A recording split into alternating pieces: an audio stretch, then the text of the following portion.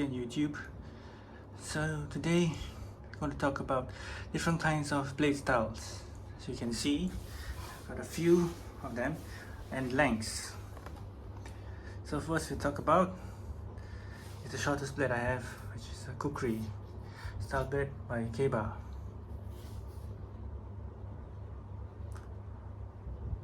Roughly about 12 inches. The kukris don't have to be too long.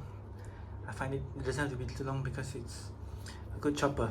It chops stuff quite good, and since it's made of better steel, it stays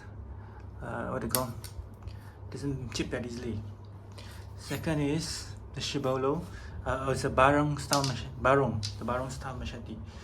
Now, even though this is a shred shibolo, even though it's called a shibolo, it actually is a barong style. You can see it's actually a leaf style. A real bolo looks like this actually, the tip to the end, but we'll get back to this bolo later. Just pointing out that this is a barong style.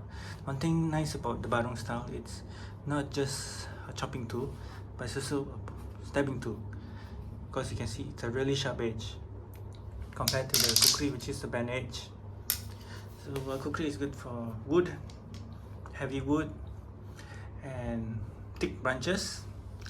This one, the barong, can do both. Another thing, that this isn't the regular size shibolo, but actually a shibolo mini. I thought this was a regular, but after I bought it and did some research, it's like 2 inches shorter than the normal shibolo. But I'm quite happy to keep this because it's smaller and you can bring it around, and besides it's quite a good chopper and convenient, especially if you go camping, backpacking. And now we have this one, the Gerber kukri. Although it's called kukri, I think it's kind of a hybrid. It's actually much lighter than these other two. In fact, it feels more like a sword, a very thin sword. I mean, even the shape isn't really much of a kukri. It looks like a shibolo and and the kukri had a baby and this came out, or maybe this. So the three of them had some whatever. this thing came out. If you notice, mine doesn't have the Gerber logo, but that's because it was rusted all over and I had to repaint it again. I put a new coat of Cerakote even on the top here, so now you can't see even the exposed blade pad, so it doesn't rust anymore, which is really good. It's probably one of the lightweight choppers, but it won't chop wood, but it goes through bush really well. And then we have this heavyweight machete. Heavy duty, not heavyweight. Heavy duty. This is locally made, so it's quite cheaper than 3 of these. This one is really thick and it's really weighty. This can chop through bush and even trees, hardwood. And you don't have to worry because it's so cheap.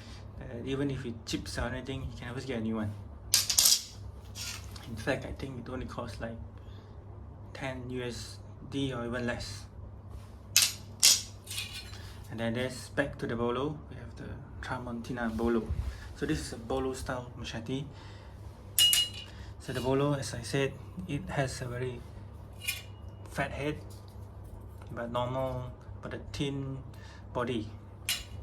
It's really good for chopping coconuts and other things, but probably can't do much with thick wood. I like this heavy duty. Another thing about a heavy duty is it doesn't have a sharp edge, because it's mostly like fully hacking, more of an axe kind of function than a bolo. And then we have a Latin style machete, 18 inch. This is the regular, which everyone uses. I think probably the most popular model. So talking about length, why should this be the best length for a Latin style machete? It's because one thing about the Latin style, it doesn't have heavy head like a bolo or the rest of these what they call shorter machetes, heavy hitters. So it depends solely on its really long reach and weight to chop through what they call thick branches and wood. It also goes through bush even nicely. So this is why you should always get a Latin style, which is really long, compared to a polo, which can be shorter, even heavy duty, or kukri styles, and barong. Let's not forget about the barong. It's a short blade and it's also quite what they call defensive. And then we have a blade that is probably 14 inches but longer than the 18-inch machete because this double-handed. It's perfect for cutting sugarcane, but it's a real chopper too. If this was made of even stronger metal like heavy duty, we have a real monster of a beast of a chopper. I mean, probably that could be a real weapon. You split coconuts and I'll even probably tree trunks into half, and what you call, and you don't have to worry about the zombie apocalypse. You'll be mowing what they call undead, or what they call whatever you want with ease. And finally, this is my 28-inch parang. It's what they call Malaysian style parang.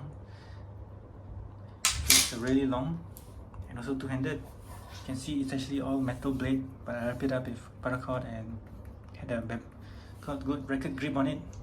So now I can hold it and wield it too with two handles.